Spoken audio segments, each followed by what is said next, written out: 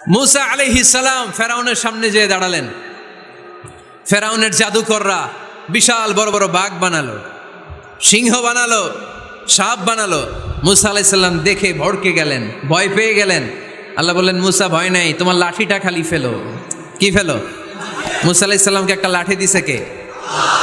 লাঠি ফেলার সাথে সাথে মুহূর্তের মধ্যে হাইয়াতান তাসা, বিশাল এক অজগর সাপ। এই বিশাল অজগর সাপ ফেরাউনের জাদুকরদের বানানো সব ভাগ, ভাল্লুক, সিংহ আর সাপগুলো রেখে বিশাল ফানা ধরে আছে। আর সাপ বলতে শুরু করেছে, আর কি আছে নিয়ে আয়। সুবহানাল্লাহ কইতে পারলেন না? এই দৃশ্য দেখার সাথে সাথে ফেরাউনের রাজপ্রাসাদের সামনে যতগুলো জাদুকর ছিল, কোরআন বলে ফাউলকিয়াস সাহারাতু সাজিদিন।